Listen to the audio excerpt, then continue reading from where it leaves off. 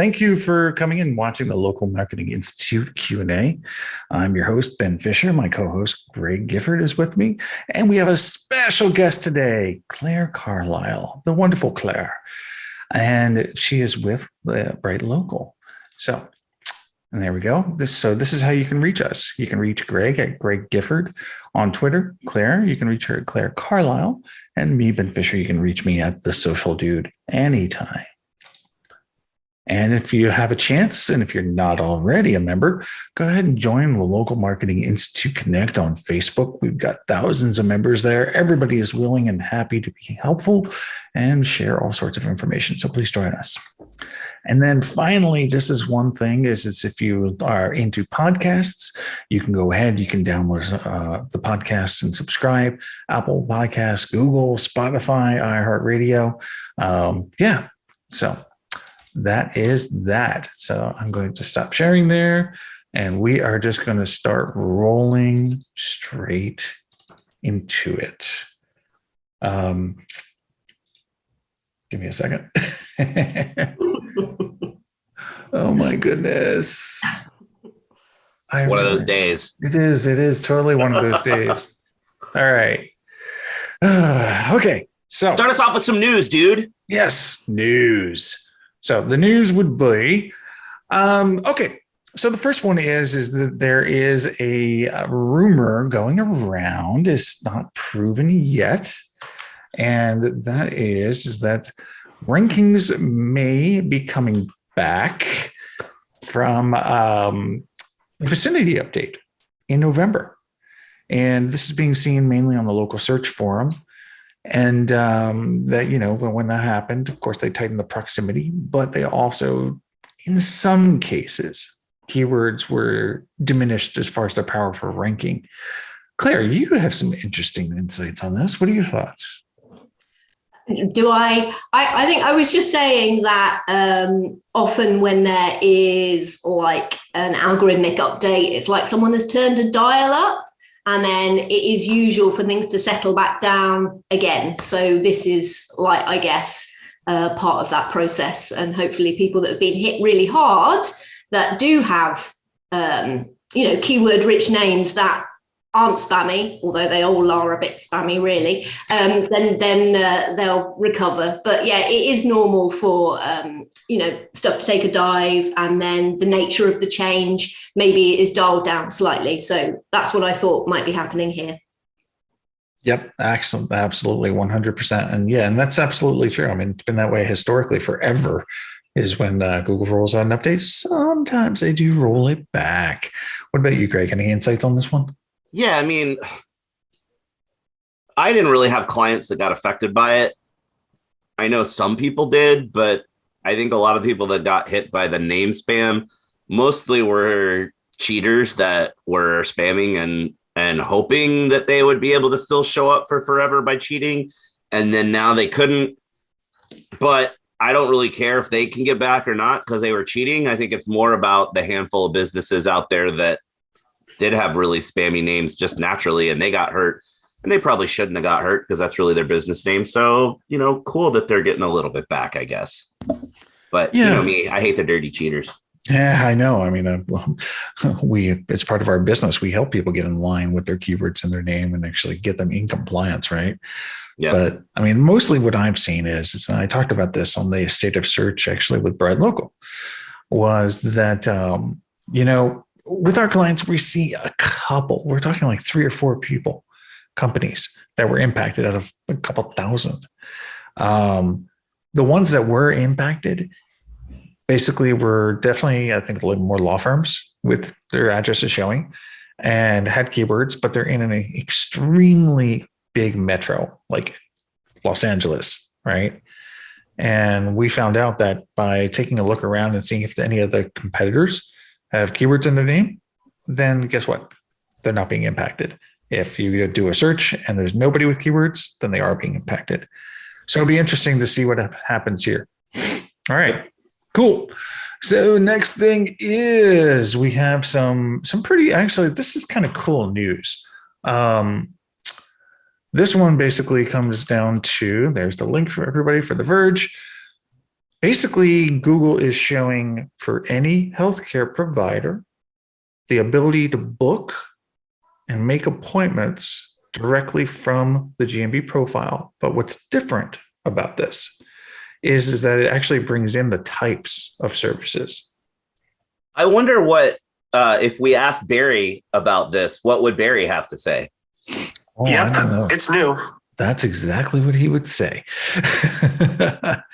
So, but yeah, I mean, so basically, what we've gotten is we found out that basically, these are being populated, of course, by the booking system inside of GBP Manager. They can also be triggered via the appointment link as well. So I'm assuming that they're probably scraping the data off the page at that point. So it'd be interesting to see how messed up that gets. We all know that they have a lot of fun when they do scraping. Thoughts? You, Greg, first, buddy. Yeah, of course, with all the car dealer clients I have, as soon as this came out, we had a bunch of people raise their hands on social, and even a couple of people reached out to me and said, when are we getting this for car dealers? So, yeah, I think it makes sense for healthcare. I know a lot of other businesses are going to want it and going to want to ask for it. I don't think it really makes sense for a lot of other businesses, but, it's cool. I'd have to check and see how it works in reality. I don't know if it's going to be more confusing for people or not, but it's a great idea. Yeah. Any thoughts on this, Claire? No, I don't have any clients that have that.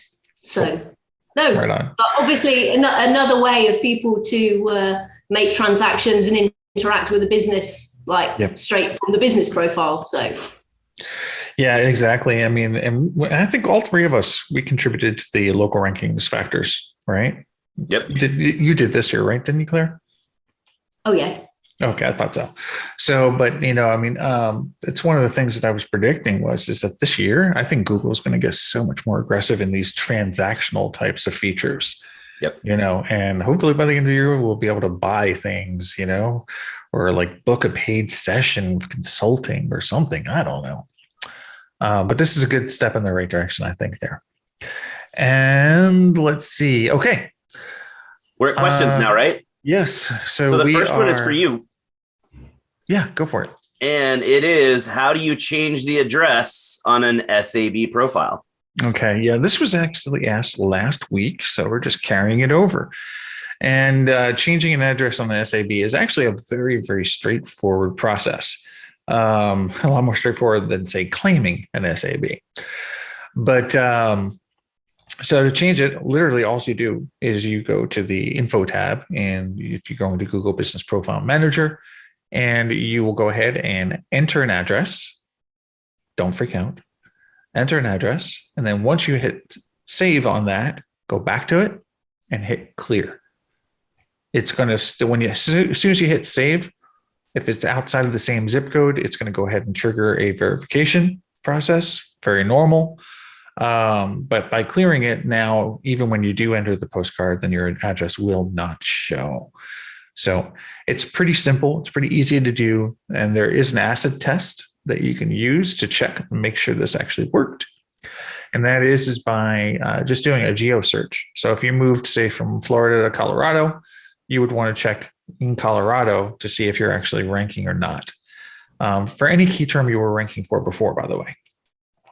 And but if you type in the same keyword and then Florida, and it has not changed, that's a bug. That means that if you're ranking in two states, basically for the same keyword, that is absolutely a bug that should be fixed, because you will not continue to rank in Colorado. But that's the problem. If it's just in the same city, then just do it by zip codes, and that'll give you an indicator. Greg, Claire, you have any thoughts on this? No, like you said, super easy. There's not really a whole lot to it. Yeah, that's true. Let's see. And then Trisha just said that she did this a while back and never asked me to re-verify. You are lucky then, Trisha. That is for show. Okay, cool. This one's for Claire. And what do you think, Claire? Would the husband and wife be considered women owned? This is a funny question. So this is a business that is owned by a man and a woman. They're the business owners, and they're saying, can I select the women-owned attribute in Google My Business? Is that what? Yep. So that's the question. Well, why not if one of the owners of the business is a woman? But you have to ask yourself what the person that would be making a search for woman-owned plumbers or woman-owned, what are they looking for in terms of the product or service that you're going to deliver? Because if you're not actually delivering that product or service as a woman interacting, then you're going to upset people. So it's a bit like saying that you have an LGBTQ safe area, because you think, oh, well, it is, our toilets are fine. But then someone goes in and actually experiences that, and that doesn't meet their needs. So that's the thing with attributes. Don't just jollily tick everything, because if someone then experiences your business and finds that their interpretation of that attribute is not being delivered, then you're going to get sad customers. So I would say, yes, they can do that. But, your business needs to have women there and available for people to interact with. Exactly. No, brilliant. And what about you, Greg? Come on, you got to have something, man. I'm laughing at Andy's comment in chat. He said, who's going to check? A man in a white coat and a clipboard from Google. Dude, Andy, you didn't know that? Come on. Yeah, they're actually, that's actually the official name of the role is clipboard guy or clipboard girl, and you have to go around and verify businesses. A lot of people didn't know that. That may be under our NDA. I don't know if we're allowed to talk about that. Oh, well, we just did. So, oh, well. No, yeah, it's exactly like Claire said. If you're thinking about doing it, sure, you could, but if it's a husband and wife owned business and the wife doesn't materially participate in the day-to-day of the business, and it's a bunch of dudes that work there and provide the product or service, does it really matter if you say that it's woman owned? It's about the experience that potential customer is expecting to have. Correct. So make sure that experience matches what you select, because otherwise it's like saying, you're a widget retailer and you say on your website, we have widgets in every color of the rainbow, but really you only sell blue widgets. And if somebody wants a green widget, you send them to a store across town. You can't say that you've got all colors of the rainbow on your site. So same sort of thing. And so to Andy's point, right? Yes, there's no man or a woman in a white coat with a clipboard that's going to come by and see if you are women owned, right? That's just not going to happen. But like Greg and Claire are saying, is the fact is that experience is what matters. It's what matters actually to Google and obviously to consumers. So the worst thing that can happen to you, though, is you can get a bad review, or even worse, you get review bombed by a lot of people. And a simple reason for this might be is, let's say you decide that you're going to put women owned, Black owned, Latino owned, and veteran owned because you think you're going to get more searches. Well, guess what?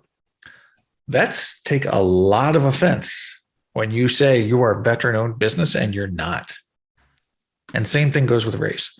So it comes down to something very simple. Represent your business as it is, period. Don't worry about how it's going to impact search. Cool. Excellent. So let me clear out that. All right. Greg, we got a question for you, buddy. All right. This is a phone verification question. I work for an 80 location business. And this is asked by Fred. All right, we've been struggling with some GBP suspensions, and I uncover some third-party services attempting to verify our listings. That's interesting, especially our newer locations over the phone. Also very interesting. That doesn't happen. Although we have local phone numbers, essentially everything lands into a call center. Any insights on how larger companies successfully field these calls? Well, my first question there is about they have uncovered third-party services trying to verify by phone. That's weird. I'm not quite sure what's going on there, but I'm assuming it's someone's trying to claim that location and they're trying to do a phone call verification. And so Google is calling with the verification to the call center, and the call center doesn't know what's going on.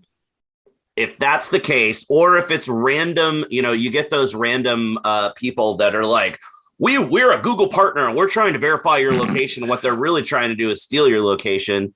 Did you ever see the video that Blake and Joy and I did at PubCon in like 2018 where somebody called and we pretended to be business people? It could be that sort of thing.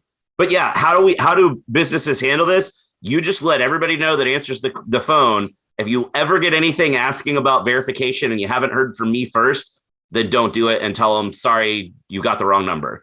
So it's really easy to lock that down and let everybody know if there's ever any sort of verification needed. You're going to get a phone call from whoever, whether it's an internal team member or an agency partner to that location, letting them know, hey, you're about to get a phone call for this.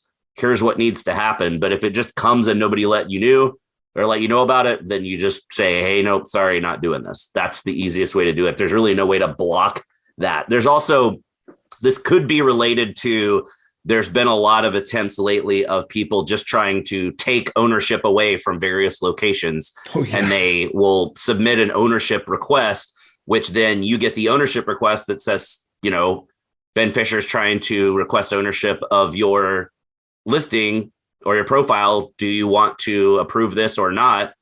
Yeah, you say no to everything. Like, you can't stop them from trying. Yep. No, it's a good one. Claire, any thoughts on this? No? Okay. I ran into this actually recently with a franchise that we work with. And what we actually had to do is because they really wanted this location to go online, they actually shut down the phone tree while we did a call, basically from the GPP profile. So they were able to get it. So, but that's pretty darn rare to have happen.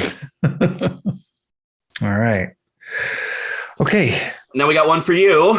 Yes.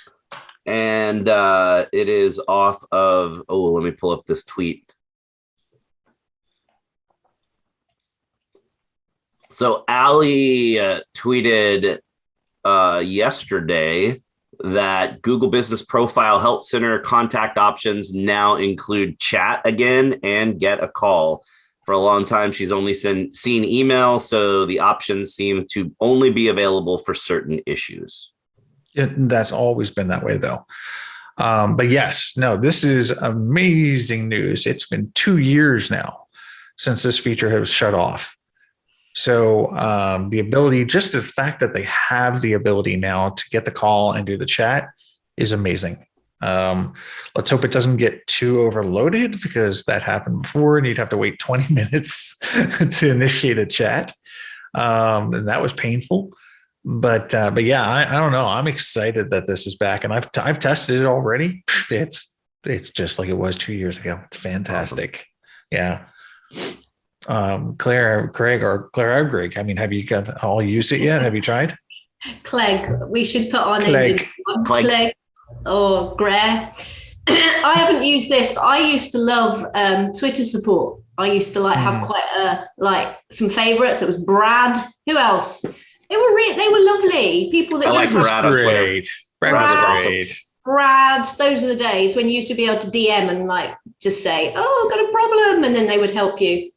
But it will be great to be able to. I haven't needed support, fortunately, because I don't deal with as many spammy, dodgy people as you clearly do. Both of you do. But it's nice to have a range of options, isn't it? It is. It is. Well, I mean, there's nothing like being able to communicate with somebody at Google in real time, right? It's like only so much can go over email. And I mean, I was working on a case yesterday and I had to sit there and had to explain it 3 times what the issue was and where they were wrong, you know. And then finally, at the end of it, after all these repetitive questions, they were like, oh, okay. Yeah, we can fix that. It's like, I know Yeah. you can fix that. I've still got like unanswered. I need to actually get on the forum. I've got unanswered questions still about stuff from yonks ago when the product images started. Do you remember when the guidelines for the images that you could use for products, when they changed from product posts to products?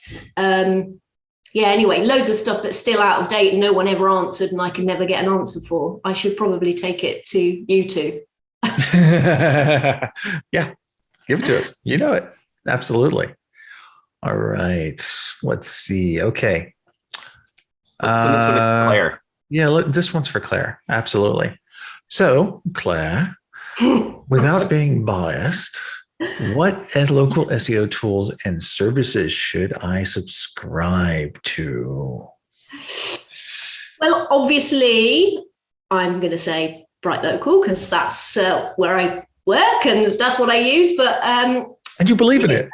It depends what you're using it for. That's the thing. So, what do you want? Wait, what was that? Did you say? It depends. So I would say to you, what do you want the tool set to do? Because there's a lot of different tool sets that do a lot of different things. So I use a lot of different things. One of my favorite things is just using my brain. And then I really like Mobile Moxie. Is one of my favorite, aside from Bright Local, that's one of my favorite tools. But I know that you two have probably got lots of things that you want to say about GeoGrid tools and stuff, of which Bright Local has got a brilliant one. But yeah, go ahead, you two, because I feel a bit biased. Yeah, I mean, I feel like you said it perfectly, where it depends on what you're looking for help with. I actually kind of know Jackie, who submitted this question. They are a interior design studio in like Reno or somewhere like that, if I remember correctly.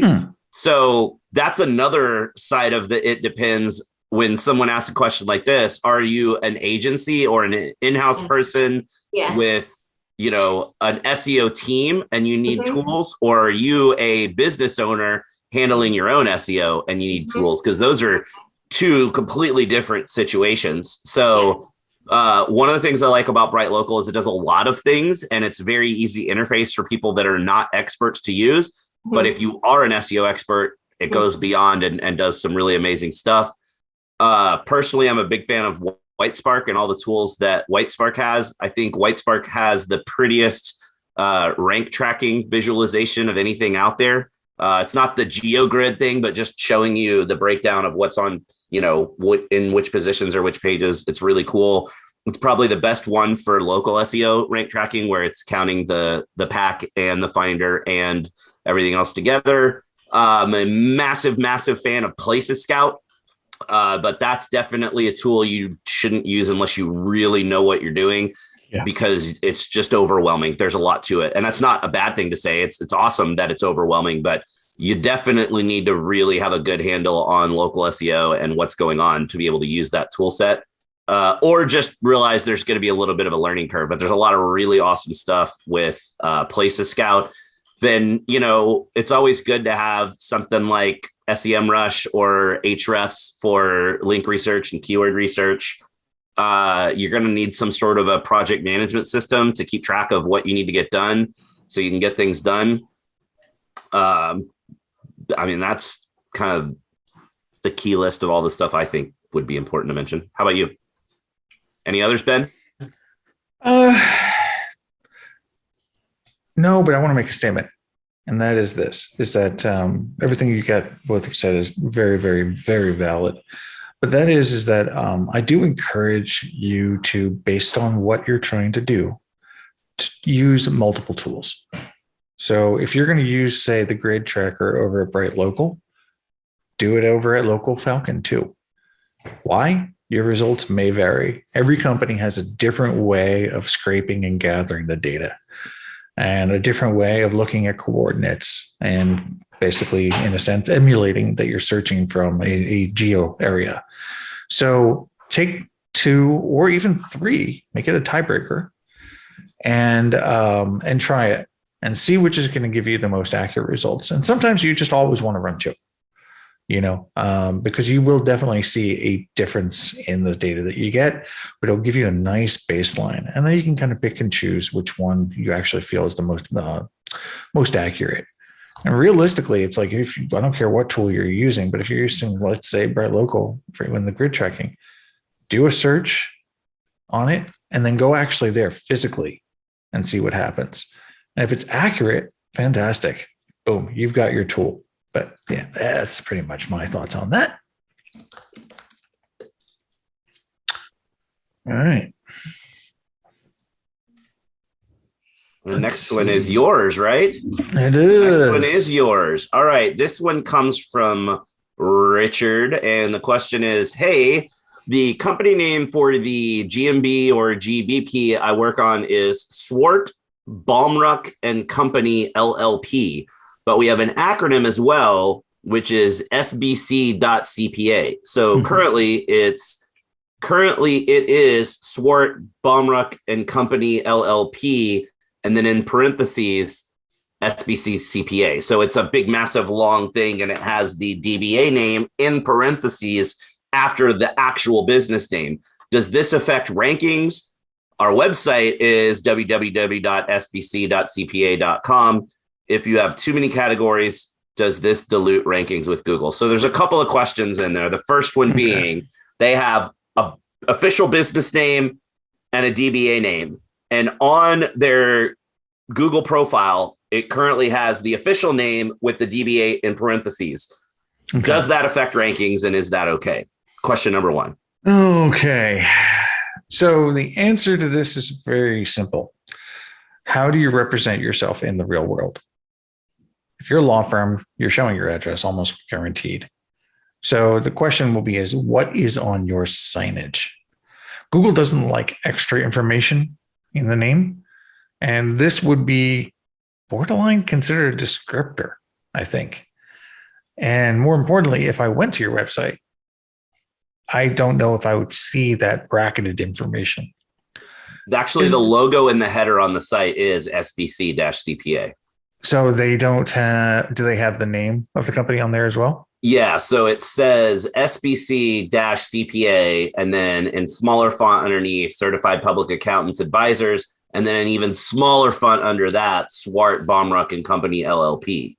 Got it. I would definitely make Swart, Baumruck and Company LLP bigger on your website, because that's what you're calling your GBP profile. But to answer the question directly, is it going to impact your ranking? No, it's not. Is it extraneous information? Maybe. It sounds like it's fine. The secondary portion of the question is too many categories dilute? No. Just choose categories that are relevant to your business and be done with it. Just make sure that you do not include underwater basket weaving as your category. Saying, unless you do that as well with your law practice. It's a CPA, but still. I'm sorry, CPA. Yeah, I don't know. What else? What do you think, Greg? You have anything to add to that? Yeah, I mean, really, when they're asking about the name and does it affect rankings, I'm guessing maybe because they're wondering if they squeeze in the -CPA, if it helps them rank for CPA. Again, it really comes down to what Ben already said. If you represent your business as, what was it? SBC CPA, and that's really the logo, and that's kind of what you call yourselves, then I would just put that as the name on Google. It doesn't really matter if it's the actual, Swart, Baumruck and Company. But if you call yourself Swart, Baumruck and Company, and that's how you answer the phones, and that's part of your logo, and that's what you use on your site, then just put that. You don't have to put the SBC CPA. Your business name on Google doesn't have to match what you have in the URL. Right. Claire, any thoughts? Yes. Well, they might be thinking about name, address, phone number, consistency, the person asking the question, I guess. They might be sort of thinking about those things. And then when I work with a business, we do an audit basically of, what are you called in all of the different places? Think about your social media accounts, think about your website, think about your logos, think about all your third-party listings. because we are trying to sort of feed people a consistent message about who we are and what we want to be known for. And also we're trying to feed Google a consistent message about our business entity, what it is, so it can join all the parts together. So that is one of the reasons that I would recommend that you need to be consistent in the way that you name your business and describe your business, not for rankings, but because we want to feed Google and the sort of the ecosystem of the people that we intend to serve with a consistent message about who we are and what we do. Right. Don't confuse the consumer. Absolutely. Okay. Greg, got a question for you from Chris Rawlings. So are links really essential to a website nowadays? Please? Question mark.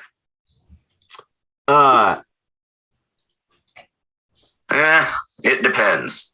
Not really. I just wanted to use the thing. It doesn't depend. Yes, links are massively important. Whether you're talking a traditional algorithm or the local algorithm, links move the needle still. They're very important. Internal links are also important. How you link to your content on your own site internally is a massive influence on your visibility and your digital footprint as well. So heck yeah, links. Can you get results without doing link building? Sure. There's a ton of agencies out there that just don't do link building because it's hard work and it makes, you can't do SEO cheap if you're doing link building because it's time consuming. Can you get results without it? Sure. But are they the results that you'd get with it? No. Claire, what do you have to say? Links are very important still, because like Google hasn't changed the basic premise of how it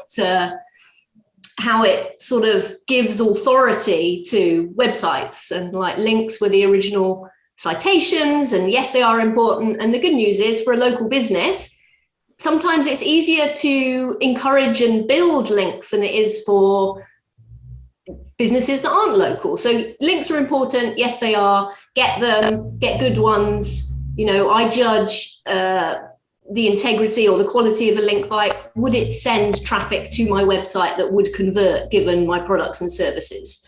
That's the biggie, right there. And that's what most people miss, right? They really do miss that. It's I remember back in the 90s, right? We're talking back in 97, 98.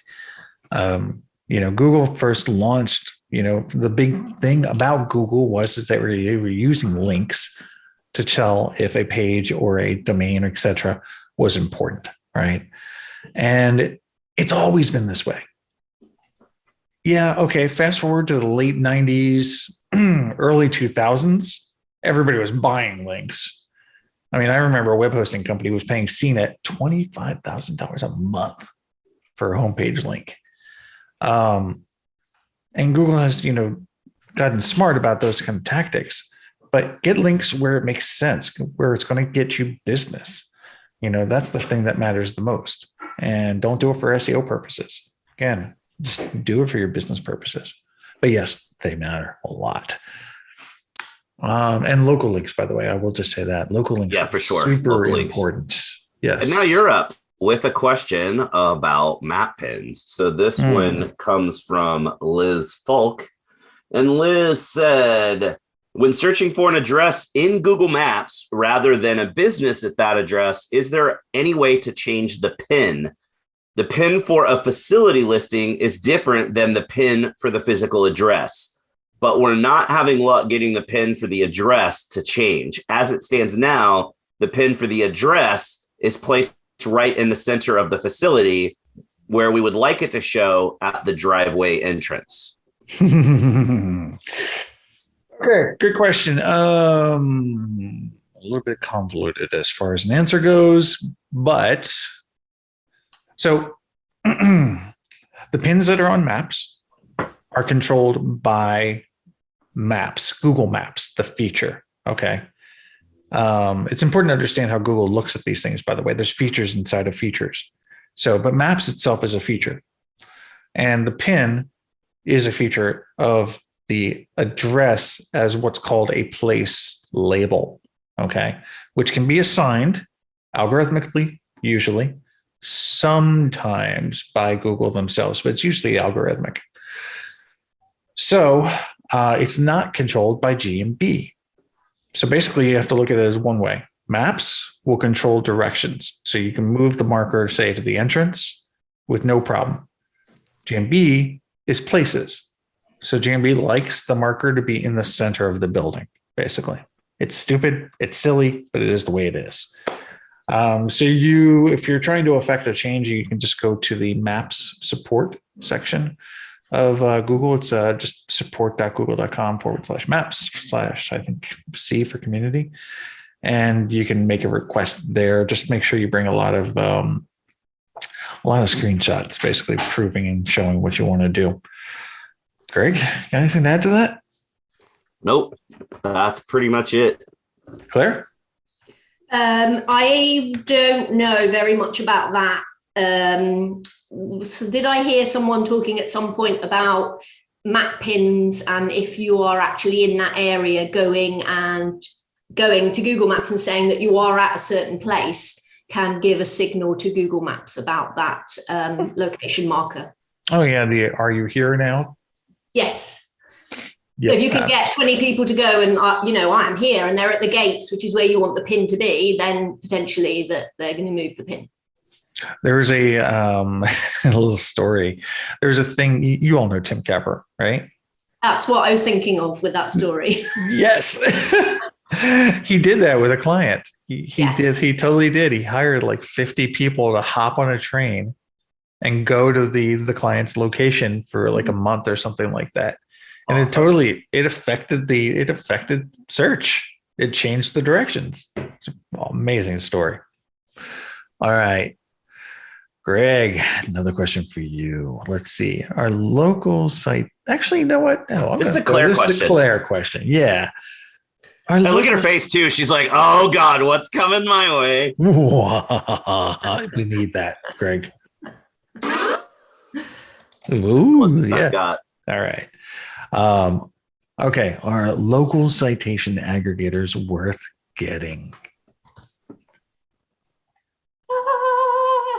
Wow. Claire, I just saw I totally jumping over you. I just saw what you put into chat. I was seriously planning on bringing the skull candle today and just popping it up from the bottom. I couldn't find it last night. Like I packed it away with the Halloween stuff and I don't know where it is. I was hoping that would happen. From my reading around this subject to do with citations and blah, blah, blah, and services. So I guess depending on the type of business you have and the number of locations, a lot of the time it's going to be a one and done process. So getting someone to do it is a good idea, unless you're going to just do it all yourself manually. And then citations like management via Yext, etc., etc. This is not my subject specialism because I don't really know that much about like managing lots and lots of citations, but you need it done once, you need it done correctly. Unless your information is changing very, very often, why would you need to keep paying for an ongoing service like that? Which is, I guess, why companies have rolled out one and done replacement services for those types of businesses. Would you agree with that? Yeah, 100%. Yeah. That was an excellent answer. Yay! All right. Let's see. Next up is you with a question from Paul Lampland of, can a significant name change be done on a listing without problems? We are planning a name change of our franchises to one name versus location-based names. Can a significant name change be done on a listing without causing any problems? That requires a sound from the soundboard. It depends. Thank you. So the answer is this, basically. Anytime that you make a change to your Google business profile, Google does something which is called an integrity check. The integrity check is usually automated, usually scraping data from your website primarily, but also other public sources. So if there isn't mismatch and an inconsistency in the data that Google finds based on what you're trying to change to, yes, you can absolutely get suspended. And on top of that, you can also get suspended just kind of because Google feels like it. Again, integrity check. You might not be doing anything wrong, by the way. This is the big fallacy that people have, is they think that, oh my God, I've been suspended. I didn't do anything wrong. Well, yeah, we know that. Google knows that. You just need to prove it. You are guilty until proven innocent. So what I would say is this, as a general rule of thumb, make sure your business listing is in compliance. Make sure the Google business profile is in compliance. Make sure you have the documentation and everything ready to go. Make sure that you have updated your citations using a tool like BreadLocal or Whitespark. And then you go ahead and you make that change, but not until. Greg, what do you think? No, yeah, I mean, in today's world, I would say probably suspect that you're going to have some of those integrity checks and maybe some suspensions, but change it on the site first so that you at least have some sort of a visibility there that this is what you want the name to be. But yeah, I mean, if you do it well, you might be able to get through it without anything. But I mean, I hate saying it depends. I hate saying that again, but it really does. You love saying that. It's like, yeah, I know, really, I do love saying that. But it could, I mean, you might do it without a hitch, or you may do it and every single one gets suspended. There's not really any way to know. Yep, exactly. Two follow-ups to that. So Paul Lamplin has said, our websites are all GBP websites. Yeah. So if it's a GBP website, of course you can't update it, right? When you update the name inside of GBP, it updates the GBP website. However, you do have control over things like LinkedIn, Facebook, other citations. I would come to Paul and say, if you have multiple locations for a business and they're all franchises, why are you using the GBP websites and not real websites? Yeah, you're going to be severely limited as to what you can do with those sites if you're using the GBP sites. I would for sure tell you, more than worrying about what the name of the thing is going to be in the listing, I would get off the GBP sites and get WordPress or something that's going to be much better for you. Yeah. What are your thoughts, Claire? Which question are we on now? The thing about the GBP websites? Yeah, well, we're still kind of on the name change thing. My name. Okay. I've nothing to say about that because you've covered it. But with the GBP website thing, then yes, definitely move across to something else. And is it on their my business domain or is it on your own domain that you've bought via Google? Would be one of Tell us in chat, Paul. Paul actually just said in chat they're all small businesses without much content.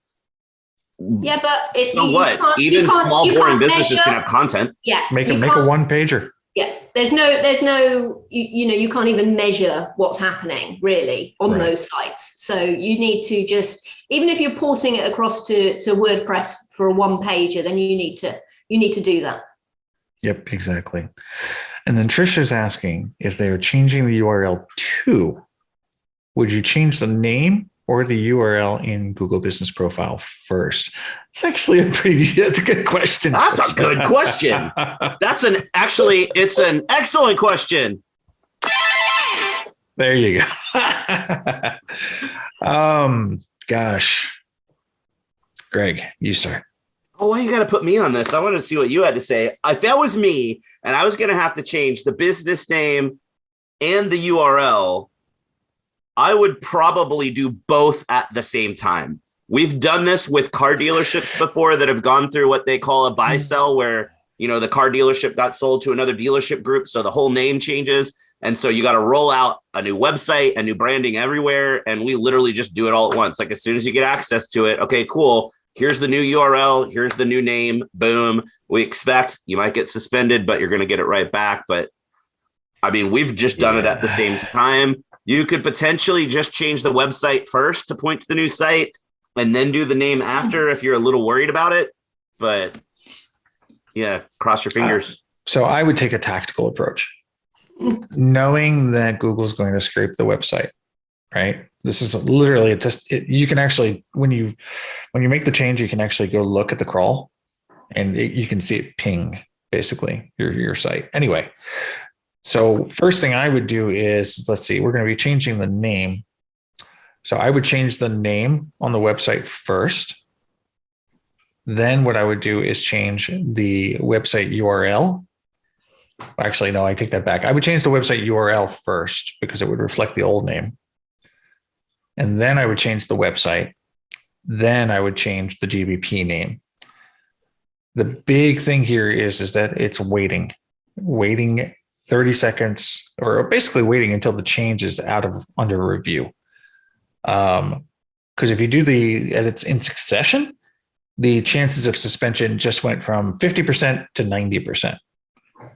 Because Google does look at the velocity, I should say, of the changes that you make, and they could be suspicious activity, basically.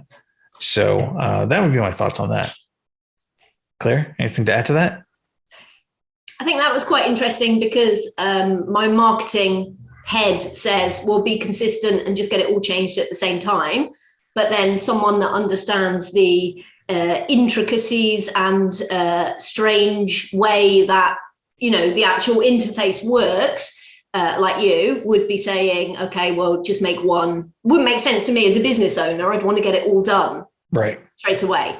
And the idea of having to change and not have a matching URL and business name just sort of gives me like issues. But yeah. So yeah, that was interesting. So be tactical, not necessarily strategic.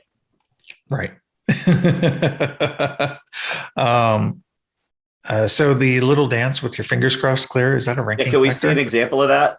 Yeah. That is, Greg has prepared something. No, Greg has not. So I just, yeah. So Greg's got strike one for Claire. We'll see if she gets invited back or not. Make a little video for us, I know. So we got 10 minutes left. You want to pop to lightning round and hit some of the things that came into the Q&A today? Well, actually, before we do that, I'm going to break a little bit from our standard way of doing things because I totally wanted to do this back in the beginning. But yes, we will get to lightning round. Is it dancing? It is dancing. Yes, exactly. So show us what you got, Claire. Now, so let's just take a quick break here. And Claire, if you could tell people how you came up in the industry, because I think I was fascinated to watch you grow in this industry. Really, seriously. Yep. Yours is, to me, is a very, very cool kind of story, I should say. But yeah, I mean, can you tell people a little bit about your experience there and how you came to be the awesome Claire Carlile? So it's like my origin story. Yeah, really quick, please. I was thinking about this today when I went for a little walk, actually. When people talk about how long they've been in SEO, I guess that I started being interested in SEO probably about 22 years ago, which is when I was working for a small business. I had a website and I wanted to understand how to get that to rank better in the Google. So back in the day, it was like reading blogs by Jill Whalen. And then later on, it was very much like consuming everything at Moz. So that's where I started, is working with small businesses, just to understand how to get them a bit more visibility. And from there, I decided I wanted to be a marketer. So I went and I did a master's in marketing as well as working, became a chartered marketer. And that's the bit that I love, is that, yes, I work with small businesses, some medium-sized businesses, some larger enterprises, but I'm a marketer first and foremost. So that's the sort of filter that I apply to everything. And then I know a little bit about SEO as well. And I sort of have always worked in the local niche because I've always worked with small local businesses. And it was probably about 5 or 6 years ago when I pitched for Brighton SEO. How long ago was that, Greg? 4 years, 3 years?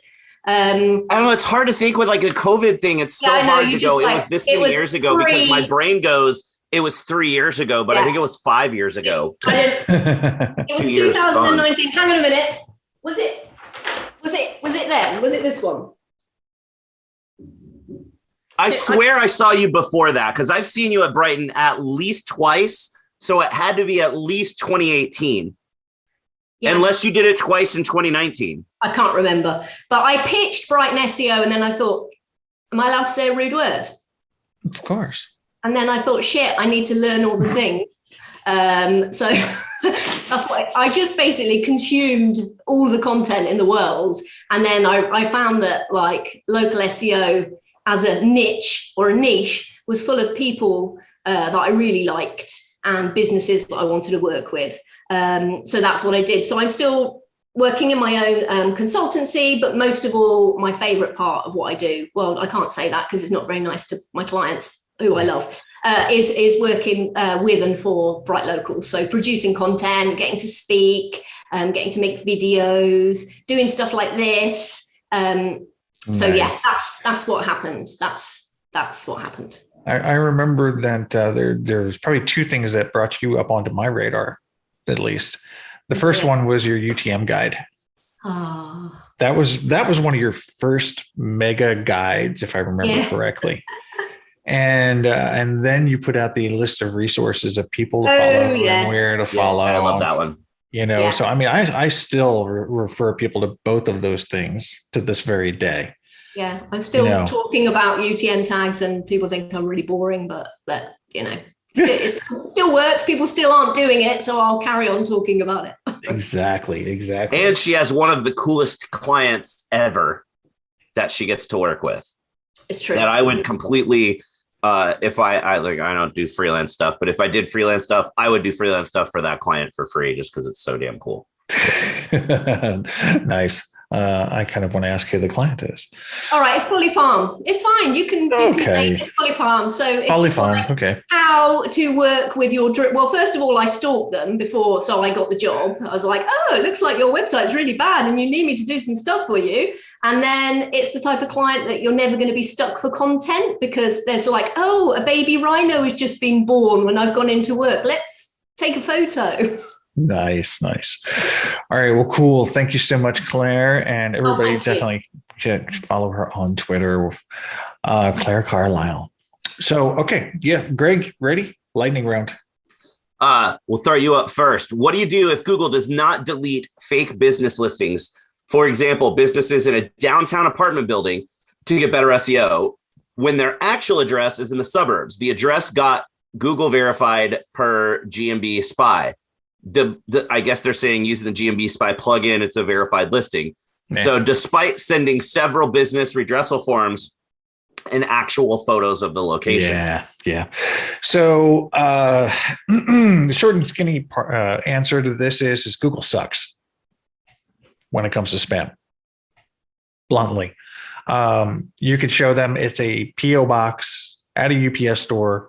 The pin marker is at the UPS store, and sometimes they'll remove it, even though we all know you don't have tiny customers that are an inch tall.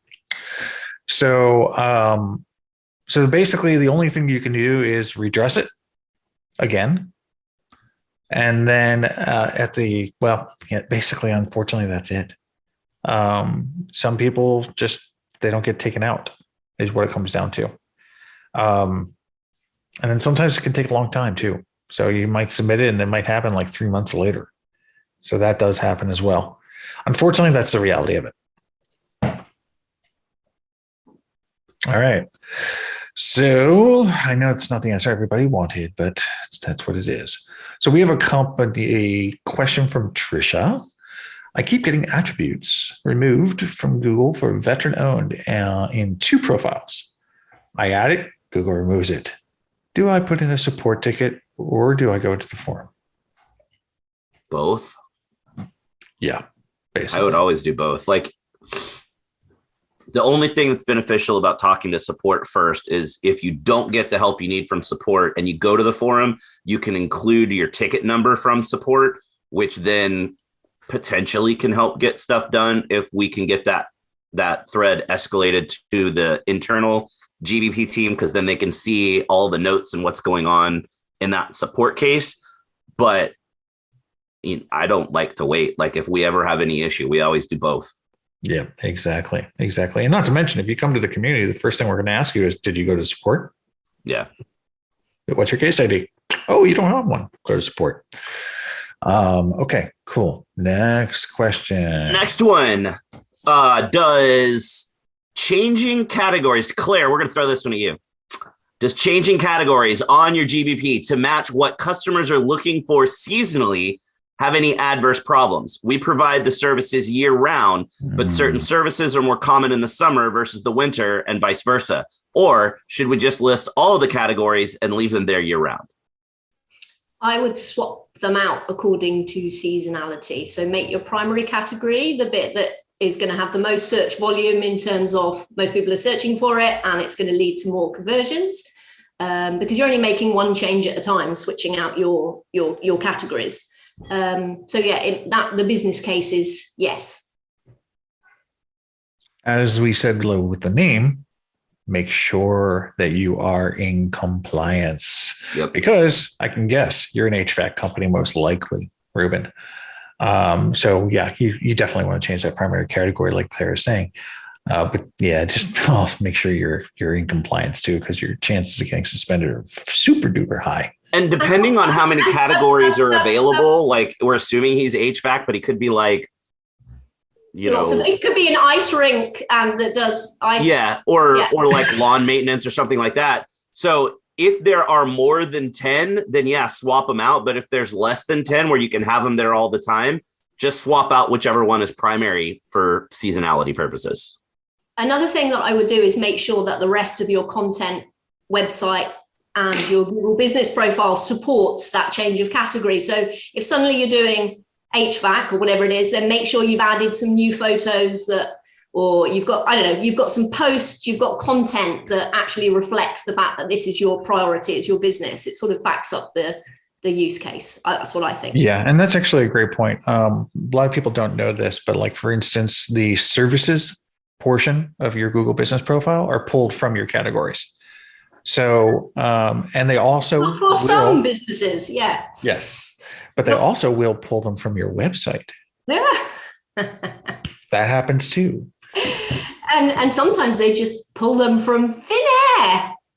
Well, yeah, that's called breathing on your Google business profile. Yeah, I know. We've got all sorts of stuff popping up that doesn't come from the website. So that's quite interesting where they're scraping that from. Yep. Yeah, that too. Gotta love Google sometimes. Yeah. All right. Next lightning round questions. Who's up next? I don't remember. Is it you or me? I don't know. I've kind of lost count at this point. I'll take it. Yeah, throw it at me. Why not? What are your feelings about having a BBB approved business? This is regarding the link value and trust factor. Okay. So link value and trust factor. Don't do it. It's simple. You're going to pay $500 for something that's not going to work. There is no link equity. There is no trust. Well, the trust factor is being BBB accredited is good for the customer. But if you're doing it for Google, don't waste your money. You can send it to me if you want. But also, it depends. Because if you're like an HVAC person or a roofer and there's a ton of really shady mofos that you're competing against, sometimes, again, not for Google, but for customers, sometimes you almost have to have it to have customers have that trust factor to want to do business with you. So, knock it out. Why not? For a couple $100 a year, if you're a small business, if you need it because you are in a traditionally shady vertical, then yeah, heck yeah, get it. But if you're an underwater basket weaving studio and you're the only guy in town, who cares if you're BBB accredited? Right. We recommend it to all of our clients, but but we don't do it for ranking purposes. What do you think, Claire? It's an American thing, isn't it? Because it doesn't exist. It is. Yeah. So what you just said, well, what does it mean to people? Are you in the type of niche where you need to have some sort of, is it a logo that you have on your website? Yeah, you can put it on your website if you want. Okay. So is it an important sort of trust signal that will help conversions? So I think you need to look at it in that context. It's not a magic wand that I get this thing and now I rank really well. It's like, is it important to your customers? Right. Excellent. Excellent. And we are at time. Yes, we are. We are at time. Let me just go ahead and grab some of these things. So I have some questions for next that'll carry over into next week. And Kathleen, we will get you next week with the answer to that question. So with that, I will just say, Claire, anything that you want to leave everybody with, something that you've got coming up? Oh, Brighton SEO. Okay. So if you And there's an excellent new course on the Bright that Local new course. Academy. There's a really really good new course on the Bright Local Academy. You should check it out. It's by me. No, it's not. It's by Greg. But Claire has awesome courses there too. No, it is very lovely. I've watched it as soon as it was published, obviously. Nice. Excellent. Well, cool. All that being said, everybody have a fantastic weekend. Claire, thank you so much for coming on to the show. We all love you. It was nice to see you both. Thank you for having me. Absolutely. Greg. Really loud, and I did that applause right over as you were talking, and now I feel like a jerk. And Greg, thank you as usual for being the co-host. Greg Always will not happy be to be here, here, my friend. Greg will not be here in 2 weeks, unfortunately. Because I'll be in Brighton with Claire.